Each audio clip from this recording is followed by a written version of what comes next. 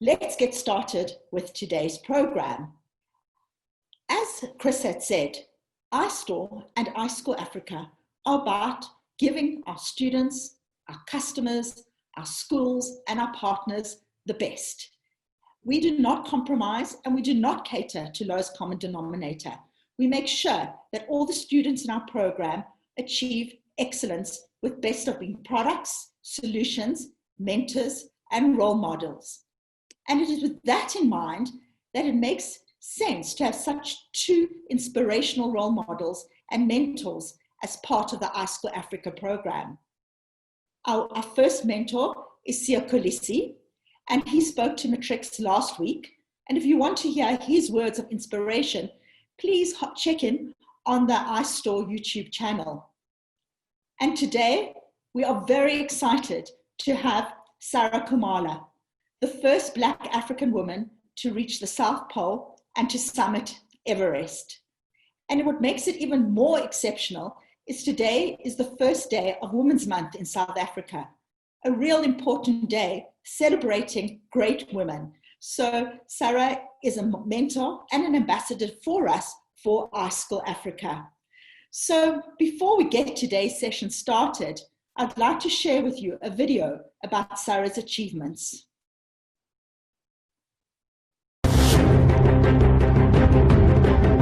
Meet Saray Khumalo, the first Black African woman to summit Mount Everest and prove that the sky is not the limit and a summit mindset is key to changing the world.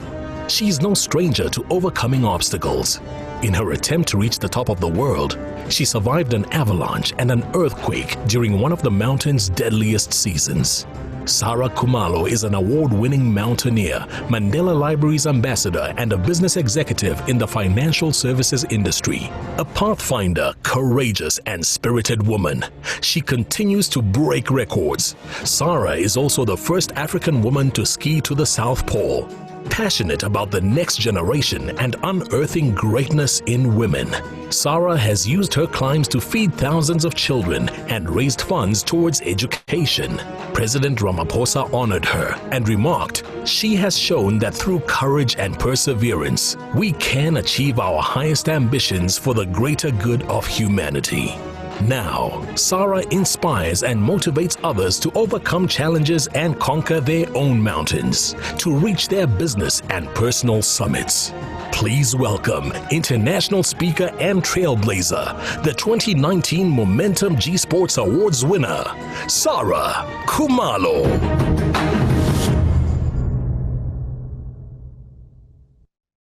Wow. Sure. What a way to start Women's Month, and what a way to start iStore Meets with a message to our matrics from Saray. So the conversation is about you, matrics. So to join us today, we are very excited to have two matric students all the way from KZN. I'd like to welcome Mandlakazi from Beshe High School, as well as Ritabele from Sparks Estate Academy. Both students are also part of our iSchool Africa leadership program that teaches our matrics leadership skills called Tomorrow Leaders in Training. So I think you're all now really eager to start talking to Saray. So let's start the conversation. Saray, good afternoon and happy Women's Month. Welcome to the iStore Meets and welcome to the hashtag My Future session to our matric students.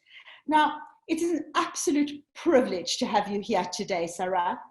First Black African woman on the top of Mount Everest and at the South Pole. And we're going to talk a lot about your experiences and the obstacles you had to overcome. But first, let's talk a bit about your background and your childhood. On your latest TED Talk, you talk about this little township girl being on top of the world. So tell us more about and introduce us to that little township girl. Hello, Michelle, and thank you for having me. Matrix, thank you also for giving me an opportunity to talk to you. Like I said in that TED Talk, I am from the township. I'm one of 7 girls, and it was just walking around, on the dusty streets, but coming home and in almost a patriarchal society that most African communities are, with a mother that would always tell us that the sky is the limit and we could be anything that we wanted, irrespective of what everybody else expected from us. We did our own hairs at home, we had fun together. So it was just really fun. We didn't know any better, but we had books and, a bit of cartoons here and there that we watched that told us there was a little bit more out there. And one of the things that got me excited, apart from, watching the superheroes, the Supermans and the Wonder Woman of the time, was watching Coming to America, where I could see that, it didn't matter where I was, I could actually go out there to the rest of the world. But that was really me, a little bit of a tomboy of the lot, but a lot of fun. So before you started trying to climb Everest and trying to achieve that summit from 2014, and you didn't make it the first time. And we've seen that there was quite a lot of trauma and obstacles in your path to Everest. So really tell us about that, because that's quite horrifying what you had to go through to reach the top. Yeah, it's actually an interesting journey, because growing up, I didn't even know about Everest or mountaineering as a sport or something that people did. I did a lot of hiking and camping, but in 2012, 4 people and myself summited Kilimanjaro, and in the process while we were preparing for it, I came up with an idea that we raise money for a home that we're all supporting, which is Kids Heaven in Benoni. And we raised enough money to build them an outdoor gym and convert a room into a library. Whereas the summit happened on Kilimanjaro, which wasn't easy, by the way, something shifted for me. When we were giving away the outdoor gym and the library, one of the kids in the home came to me and said, "Do you really come from the township?" This for me was initially almost like a joke, like almost the Black people swim kind of joke, until I realized that she was actually serious. She was serious because there was almost a inner disbelief, self-disbelief almost, something that I also had growing up watching the Wonder Womans and the Supermans, that I couldn't be like them. They didn't talk like me, they were flying and that got me thinking. I came home, I'm a mother of 2 boys, and wondered whether, I was showing them enough that help is not coming from outside. They need to look inside before they looked outside.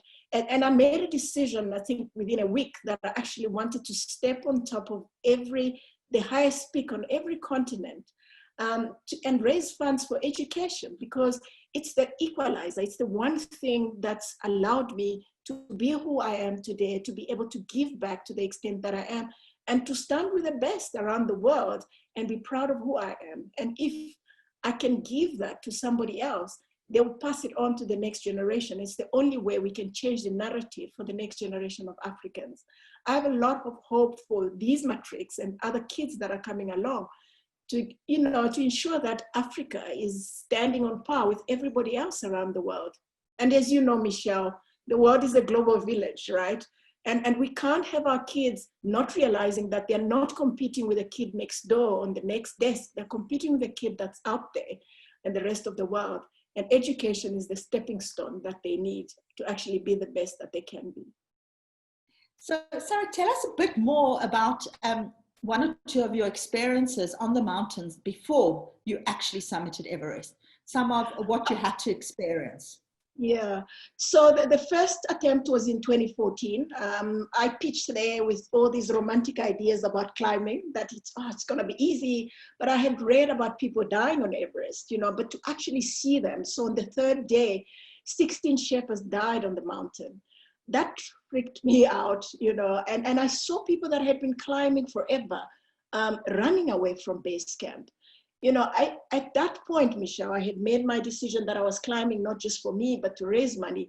But it was truth time to decide whether was I there, only for the good times, or was I there for the bad times? And one of the things that you realize is we don't have a guarantee that tomorrow is going to be smooth. You know, we didn't know COVID-19 was on its way, but it's here. And it's not about how we react towards it now, it's about how we show up today and tomorrow when it's gone, or we're able to, coexist with it. And the reality is I came home and I also started interacting with people that thought that this is dangerous. Why are you going back? You don't have to. But the reality is we don't have a guarantee that tomorrow is going to be the success that we think about it today. So I decided to learn from 2014. And I looked at people that were having a better time than me during the climb. And there were cyclists and there were runners. And I decided to change my training and go back in 2015 with the learnings from 2014.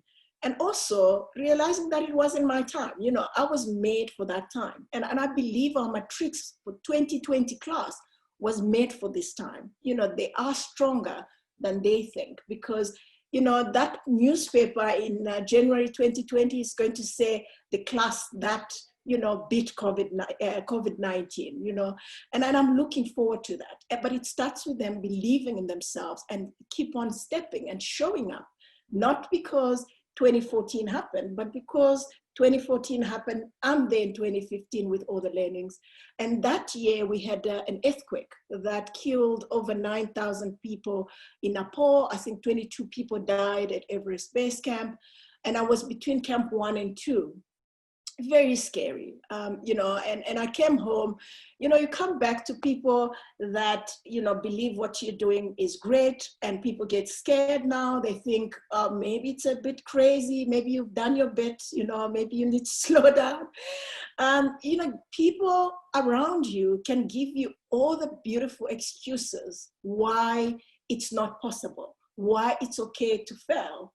But the reality is you need to believe that those that are seen as failures are learnings from you. They are only failures if you don't learn from them and if you keep down. But if you stand up and keep going, they are successes, because of all this 2014, 2015, and 2017, for me, 2019 was possible, and I was able to stand up there and make history. So I went back in 2017, the first time ever I had the good chance of getting to the summit. We chose a bad weather window. I remember Shepa and I were on the South Summit, which is really 99 meters from the top, which in reality, you look at it, it's so close and yet so far. And the weather was quite bad. And I said to my Shepa that maybe we go back to Camp 4 and continue the next day. But unfortunately, as we were coming down,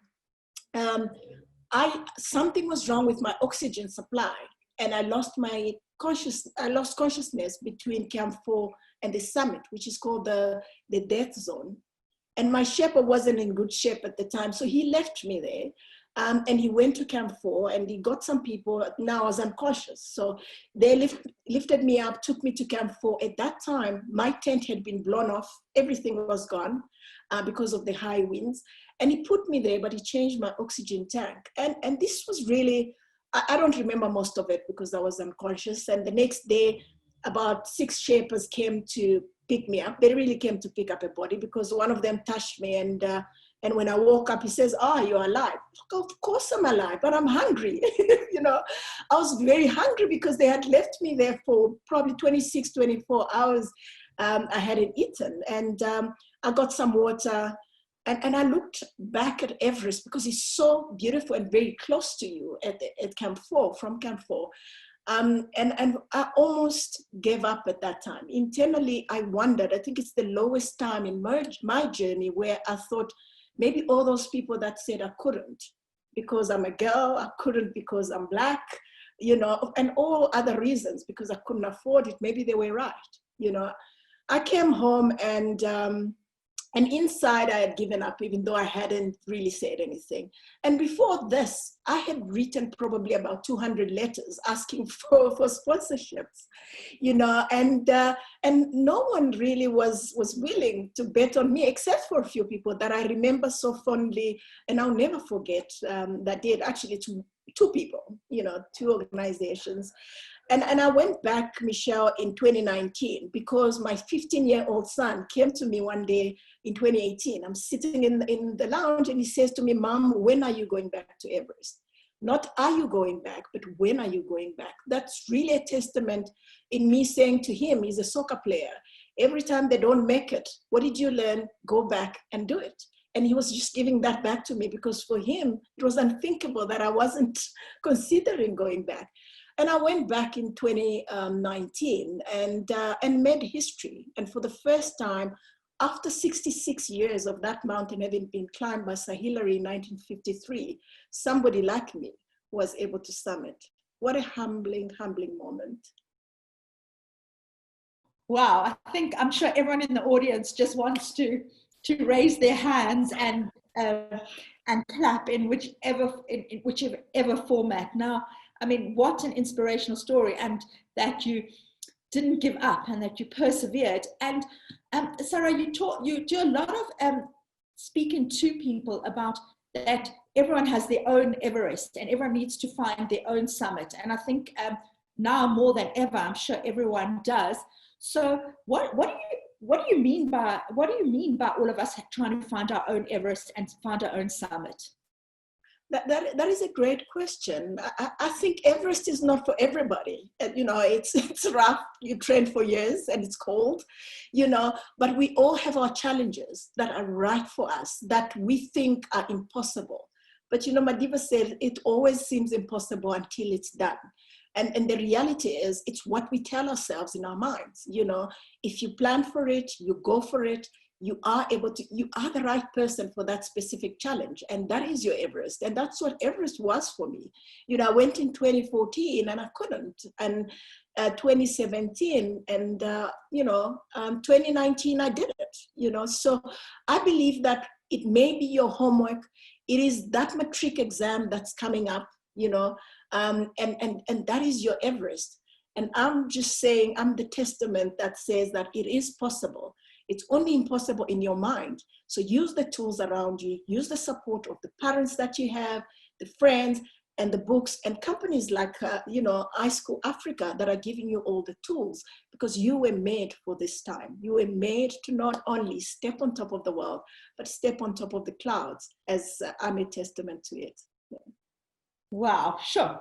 Don't know why it's like getting quite emotional. I think, so today being the first day of South Africa's Women Month, August, and Sarah, you say that you were one of 7 sisters, and you were brought up by a single mother.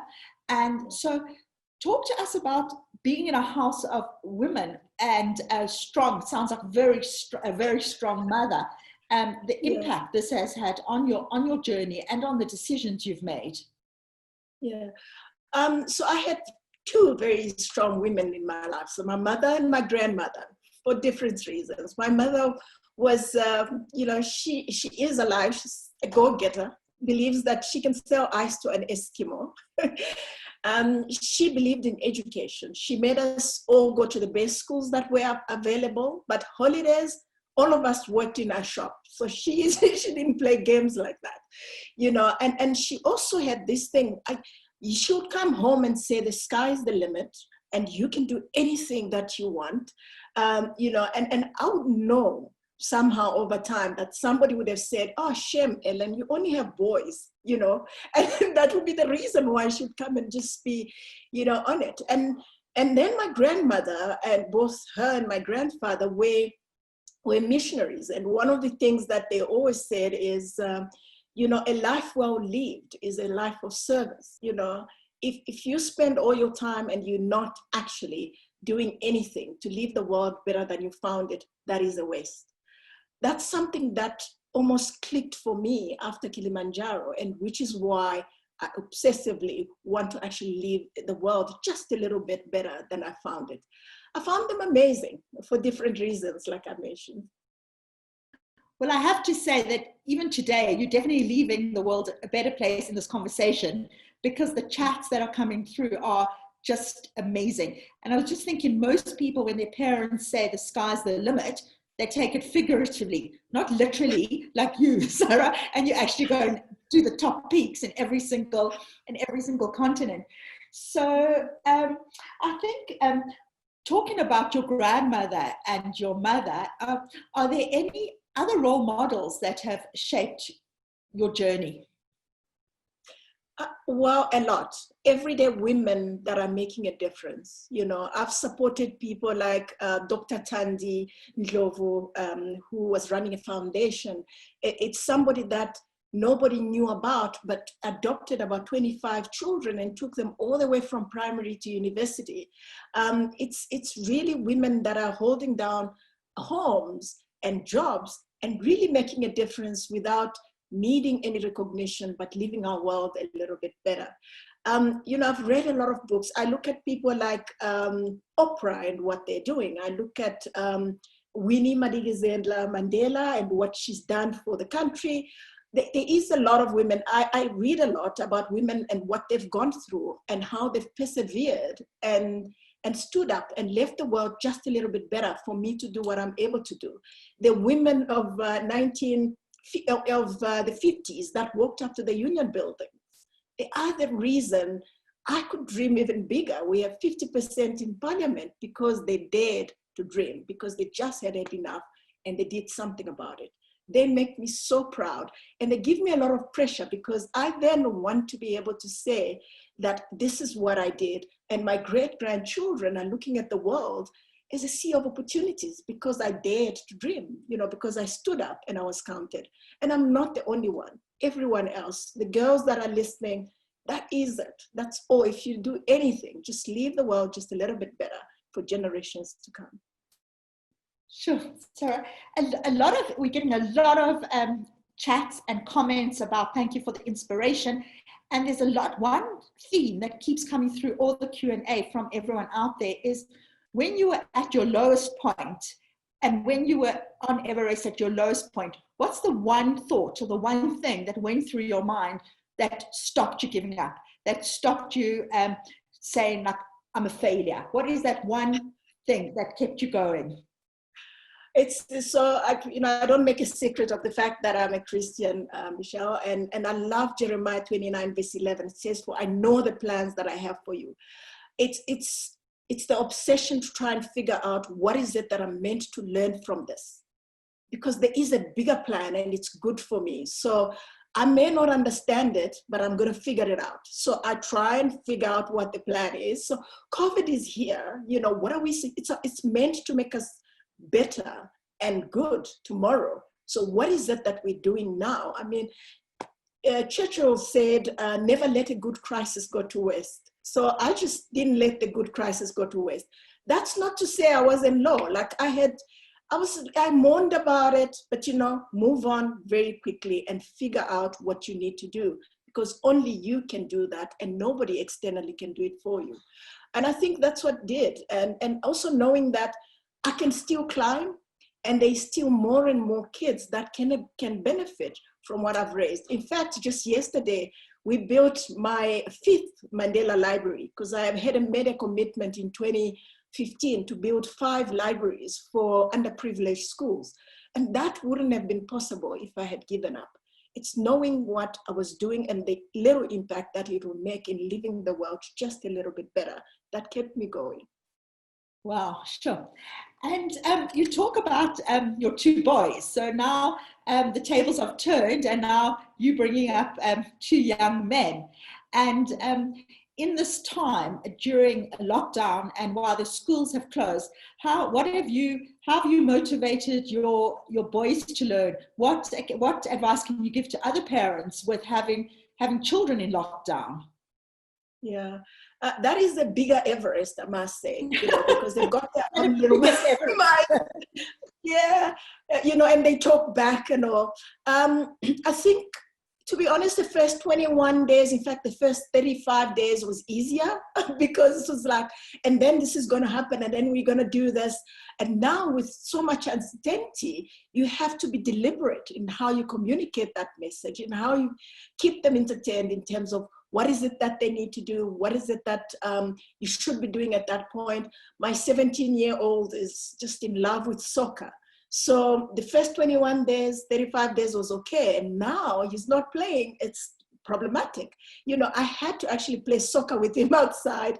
I don't know whether I should say I was letting him win, but he probably is. He was letting me score 1 or 2. But it's really letting them know that this is happening not to us, but for us, so that we can be better.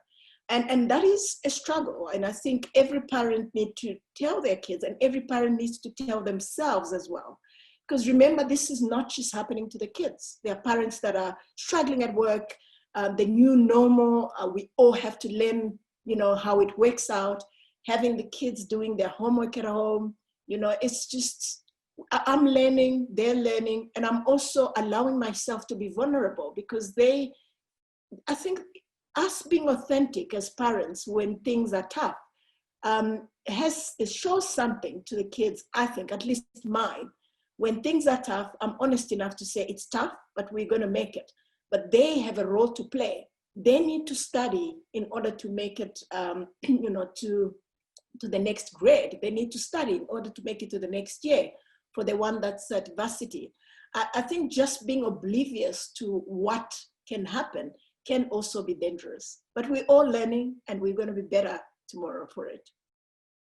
So there, I saw just an interesting question was, I think we're on like the 140th something of lockdown of this. What is the longest any of your hiking journeys has actually been in terms of days?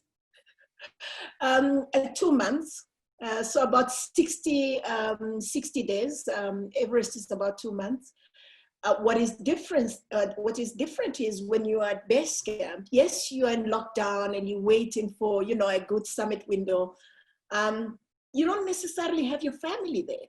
You have very few choices, right? You can talk to them. Sometimes they hear you, sometimes they don't hear you. And you're there with strangers that maybe become family at some point. And you don't have the luxury of the fridge and the internet as you would like it. It's shorter, but it's also tough. And it's also knowing that within that confinement, you need to remain fit for the summit window so that you're able to make it. You know, you didn't come there to just sit in the tent and come back and tell the story. You came there to be ready for the summit window and the summit itself. So, yeah. I think the world, if we all come out of, and I'm sure I can say this on behalf of so many people, if we all come out of this challenge of COVID with your attitude and seeing this as an opportunity, I think the world is going to be a much better place for in whichever area we live. So, Sarah, wow, I know that the chat's coming through in terms of inspiration. Oh my gosh, it's just amazing. And today is about girls, and it's about matrics. So we're very excited to have 2 students with us today, and 2 matric girls from KZN. And just before I introduce them, is just a reminder that today's program is about the #MyFuture program, which Saray is helping us with in terms of giving as many matrics access to a digital learning kit as possible. So if you'd like to hear more about the #MyFuture program, please go onto the iSchool Africa website and see how you can get involved in helping our matrics summit their Everest now. Well, actually, Sarah said matric is just base camp. The Everest is, I don't think just, hey, sorry, the Everest is still to come. So I'd like to welcome Rita Mandlakazi from KZN. And first, we're going to start off with Rita, and she's going to, Rita, I know you've been so excited to talk to Sarah. So I want please introduce yourself and tell us how you're feeling today, how your matric year has been, how's your climb to Everest been. So talk to us about yourself and introduce yourself to Sarah and to the audience. Okay. Hi, everyone. My name is Litabile Moshomi. I am from Sparks State Secondary. My matric year, I would say I had a lot of plans at the beginning of the year. But then the clash of the pandemic striking, basically change all my plans, and I had to resurface on what I have to do and what is my next point from here. So it's just been quite very stressful and overwhelming because of like the amount of work that we're missing and the exams, the dates mixing up. It's just been stressful for me. But overall, I mean, today I'm quite very excited to actually interviewing the most phenomenal woman. I mean, it is a great month for a great woman, so it wouldn't be a better interview to interview such a phenomenal woman. And I just think that you are such an inspiration to all of us as girls. Okay, so I think let's get on with, I think it makes sense for us to get on with, I know there's so many questions, Rita, you've been preparing and dying to ask Sarah. So I'm going to hand it over to you to have a conversation with Sarah. Okay. Do you want to go ahead and ask her what you've been planning? My plans? Oh, no, ask her your questions. Ask her what you want to ask her. Oh, yeah. Okay. So since this pandemic has started, like the most difficult things about this pandemic for us was schools being closed and us not seeing our friends, which we so much love. And so your summer experience often felt very lonely. And how have you dealt with that loneliness? That's a brilliant question. I think, yes, you get lonely on an expedition, especially when the tough gets going. You think about, maybe it would have been better if my friends were here, my tribe were here. But knowing that they're out there, they're wishing me well, and what I'm doing is something that they support, kept me going. And if I come back and look at what's happening with the pandemic, it's exactly the same, knowing that we're socially distancing because we want to come out stronger, keeps us going. But we check on each other, just like on an expedition. They track me to see where I am I okay? And I check in every 2 days to make sure that they know that I'm okay, and they give me the encouragement when I'm feeling low. And I think that's something you could apply, because you are actually wishing each other well, you are supporting each other, but what you're doing is what must happen today in order for you guys to be better tomorrow. What is nice about our current situation is that you've got WhatsApp groups, you've got Instagram. I believe Facebook is for old people. You can check each other out, I think try and do that and keep time to encourage each other in terms of the goal that you need to go to. I said to Michelle, I can't wait for that January newspaper that says, the class of 2020 made it. And we only do that if you support each other and you support the work that you need to do to make it happen during exam time at the end of the year. Thank you. So beyond your summit experience, they often look so wide and open. So how have you dealt with the lockdown and the government with its restrictions towards training and your trips? So how have you dealt with that, or how have you adjusted yourself towards it? So for me, in the beginning, it was disappointing because I had expeditions that I needed to do in April and in June. I was going to the North Pole that I had to cancel. But it's recognizing why the restrictions are there, that it's there to save my life and save other people's lives. Then I had to figure out, what can I do to still keep in shape? Because what's just happened is that they've been moved to another time, giving me enough chance to actually train more and be stronger when that opportunity opens up. So I joined, there was Zanzi Marathon, during lockdown, where I was running around the house for 2 kilometers every day. I started training in the morning and evening, and I was sharing that with some of the people following me, just to encourage other people and get motivated myself, because if I post it, I have to do it, So I keep myself motivated that way, and making sure that when that opportunity comes, I'm going to be ready, and I'm going to do it in style because I was given the extra time. Now that we can train anytime, it's even better, Thank you. That is wonderful. I would definitely take some of your tips. So, So what was your one thought when you stood on top of the Mount Everest, when you finally made it to the last climb?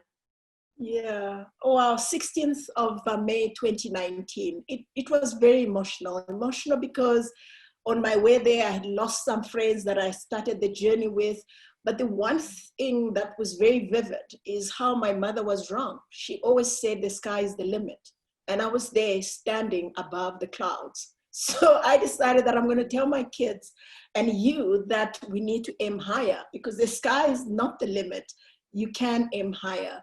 And also it's realizing that all those that I thought were doors being closed in my face were actually windows, and they left the gate wide open and I walked right up. And a girl like me was able to stand on top of the world, and the world around me was just beneath and I couldn't see them. So that was humbling, but it also is a little bit scary, because suddenly I see that you probably are going to look at me and say, what can I do? But the excitement is you'll be able to do a lot more. You'll probably be able to climb Everest a lot faster than I did. And that is an opportunity that I hope that you'll be able to take and do it in style, Ritabile. Thank you. It's so nice that you're so humble and you're like resilient. For me, sometimes I kind of struggle in my way where I would like be so motivated and I would keep pushing towards my goals. But then there will be the moment where I'm struggling to be positive. So how did you consistently keep that optimistic attitude about yourself? Self-affirmation. So I wake up every day in the morning, I start with a prayer, and I tell myself, you can do this. So if you follow me on Facebook, you see that I always say, let's do this. I'm telling that to myself as well as telling you that I can, because I just believe, you know, when I started this journey, I was saying I'm just an ordinary African girl trying to reach extraordinary heights. I've since changed that. I am extraordinary. Ritabile, you are extraordinary. We are all extraordinary. We decide to remain ordinary by decisions that we make. You can make those headlines in January in the paper by decisions that you make today, you know? So I think knowing that I'm extraordinary and believing it and wanting to actually prove it to myself that I am keeps me motivated. That's not to say they are downtime, they're there, but I beat them with self-affirmation and the knowledge that I am extraordinary. Try it.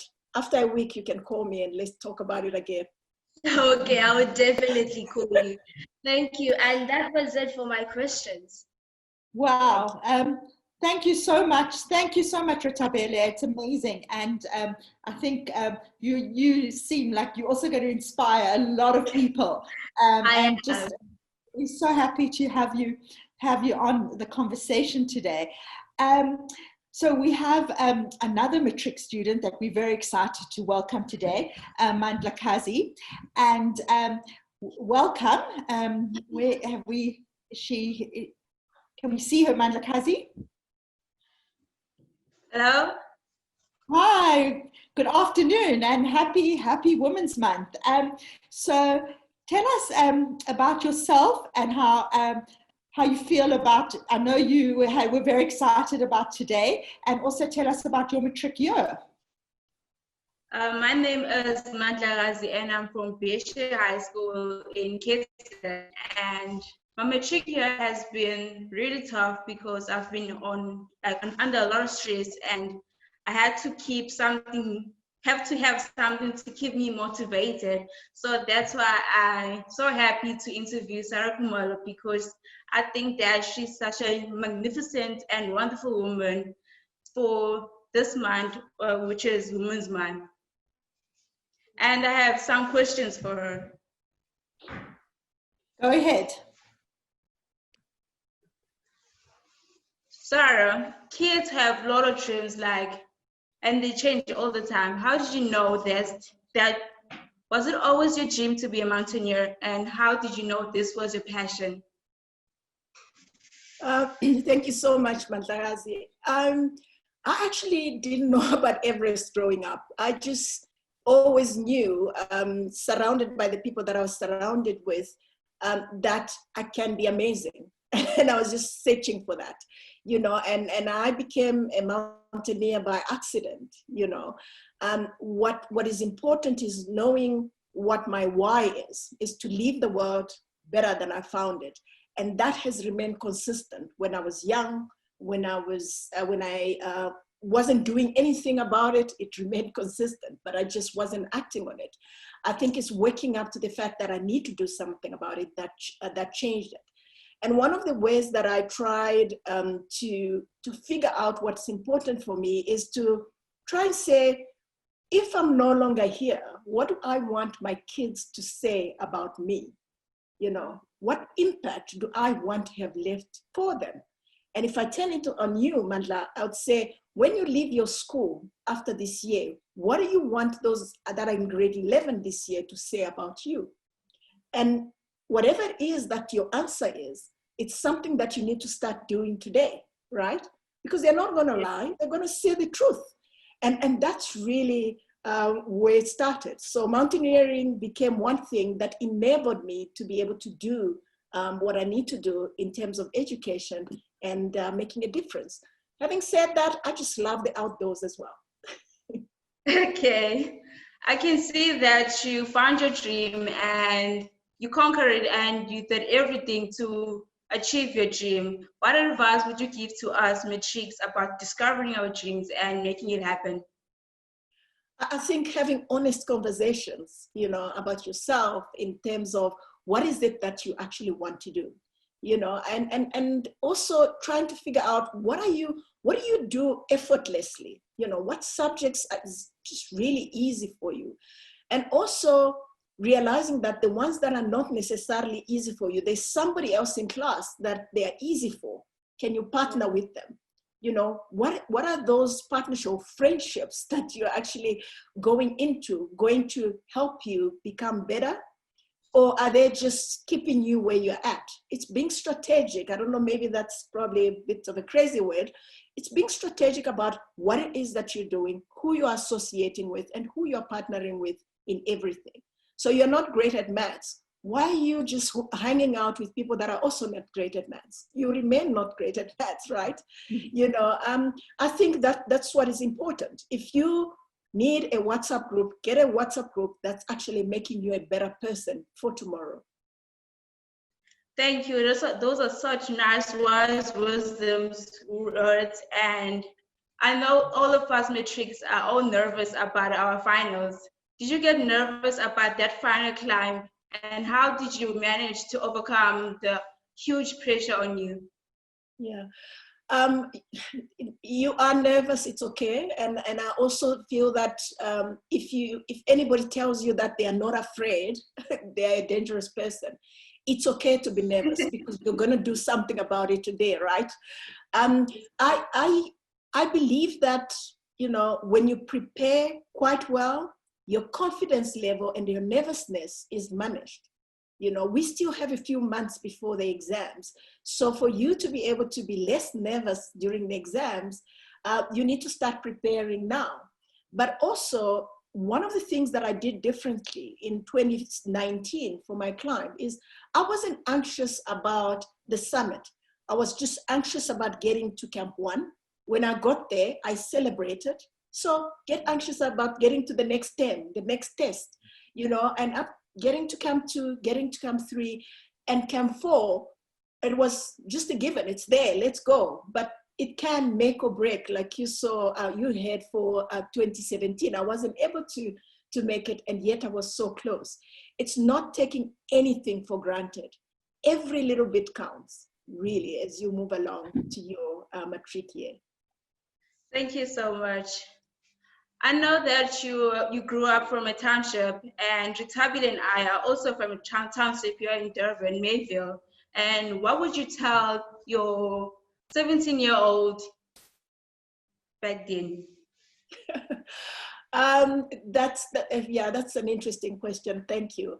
My 17-year-old self was pretty stubborn, so I'm not sure I can tell her anything. But I think it's not about where you are, but what you do with what you have at that moment that will determine where you need to go. And where you need to go is not going to be dictated by other people around you, but by you and how hard and, you know, how much do you want it? you know.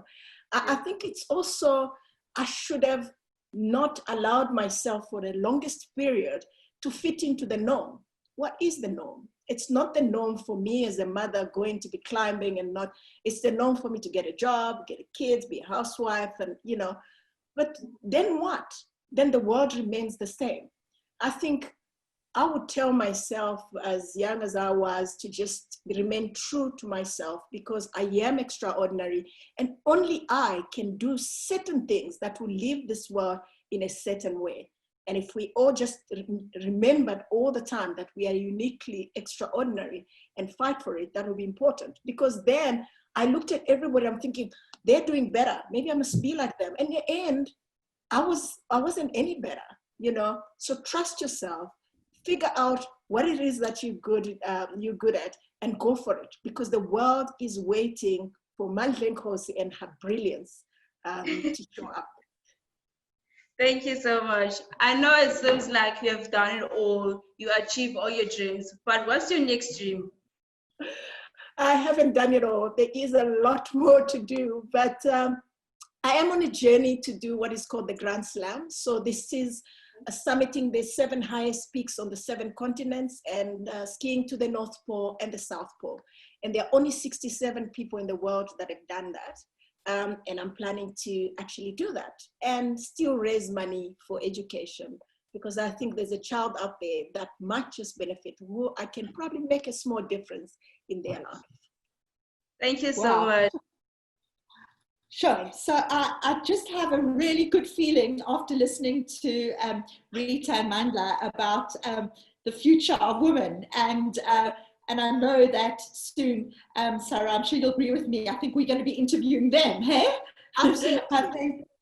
I mean, I'm just actually blown away by them. So thank you so much, Rita and Mandla. And I think you're going to achieve great things. And I know that we're going to see you here again soon. Sarah, just before we end off, there are a few themes coming through on the chat. And the one question that seems to be coming through a lot is, what being a Black African woman and off the mountain, what has been your biggest Everest? Not on your hiking journey. And you're always allowed to say no comment on any question. Oh, no. I found that I searched for a lot of answers, Michelle, and I couldn't find, and I made a lot of mistakes that I learned from. So the bit that I know, I'm comfortable to talk about. I think that the biggest one is, if I look at 2014 and 2015, I almost like, probably it's an imposter syndrome. Like, do I belong there? You know, and I wanted to overcompensate by working faster and doing stuff so that I'm on par. And over time, I've just learned to just be me, you know, climb like a girl and do it in style. And I also encountered a lot of judging eyes. Some would say to my face, I remember on Aconcagua, a German guy that was in our team, wondered why I was there, you know, for obvious reason. He had been to South Africa, there's no high mountains, you know. And the reality is I summited and he didn't. When I came down, I didn't have to tell him anything, you know. It's just, you know, sorry you didn't make it. And I know that next time you see somebody that looks like me, you judge them by their ability and not necessarily by what they look like. And I think the world needs to learn how phenomenal us as Africans, Black or white, male or female, actually are. And we need to proudly just walk in there to say, "Sengfile, I'm here, you know, you need to deal with it." Sure. And on a lighter note, the one question which I just love is, a lot of us go walking for leisure and for relaxation. Yeah. What do you do? What do you do to relax? Oh, okay. Well, I chat to my kids. I do a lot of audiobooks, actually, you know, listen to them even when I'm just training sometimes. Yeah, that's really about it. And I catch up with my sisters. My sisters are all over the world, so we catch up, and I catch up with my mom. And somebody in the chat asked what my mom said when I told her about my dream. I don't think she understood the magnitude. In fact, after I summited, I was at base camp and I called, I said, Mom, I made it. And I said, do you understand what I just did? And she said, well, she doesn't understand it quite well, but she thinks I need to come and sit with her because the number of calls she's getting is quite another thing. So I don't think she understood the magnitude of what happened. And one of my sisters said, maybe it's a good thing she doesn't. She may have had a problem with it. But yeah. Wow. Sarah, you can actually feel your authenticity, your purpose, your passion, your humility, and your generosity coming live through the Zoom call. And I mean, a lot of people have said during this time that it's so difficult to create connections with this lack of face-to-face. But I can honestly say that your emotion and your passion comes, and your generosity just has come through so powerfully. And I think there's something not just for matrics to learn, but for all of us to learn. And we as iStore and iSchool Africa are really humbled to have you as a partner. And thank you for allowing us to sharing with us and for helping us help other matrics with this partnership. So before we sign off today, is like wherever we go, we hear about people talking about the new normal, or this is unprecedented times, or what if you had a wish for South African youth as the new normal, and for South African, what would that be, that wish and that message to us to create a new normal? I think it's the realization that they were made for a time such as this. I wish they could all have the confidence in understanding how privileged they are to be born or to be here during this time, because they are the ones that are going to take us into the future, which is not necessarily going to be the new normal, but it's going to be the normal. And I know that it's scary. It scares me as a parent, and I know it scares them as well. But the confidence in knowing that we are the right people at the right time for this challenge to take South Africa to the next level is actually the right approach. I was so proud in the beginning when, we were doing so well as a country in terms of managing the infections compared to some of the world's global leaders effectively. So that just says that we have it, we've got this, and it's dependent on each and every one of us in terms of how we conduct ourselves, what we are doing, and how we're moving forward. That is what the next generation is expecting for us. It's expecting me to do better. It's expecting me to do better, and we can. Thank you. It's all right. And I can see that you're definitely going to get a lot of votes if you ever want to be a global world leader here. Well, we look forward to following your path, and Sarah is going to, and best of luck with your Grand Slam when the world opens up. And Sarah is going to be working with us to mentor matrics, and also to help us with schools and to extend the iSchool Africa program. So once again, thank you for your authenticity, for being such a great role model to everyone in South Africa and to beyond. And I just hope that we can all of us can continue through this pandemic and through Women's Month with your attitude. And so Sarah, thank you so much for being here today. Thank you. Thank you for having me once again. Thank you. So just to end off today's session, we will be sharing the recording, and we will be sharing how the different activities that Sarah will be working with us with iSchool Africa. And I'd just like to end off by sharing once again the details of the My Future program. So My Future is a program, it's an iSchool Africa program that aims to reach 10,000 matrics who have been disadvantaged by COVID-19, to help that school closures don't take away their future, and to be able to give them the opportunities to reach their summit and to reach their Everest. So thank you everyone for being here today. Cannot thank Saray Khumalo enough. And thank you to iStore for your partnership with iSchool Africa. Thank you.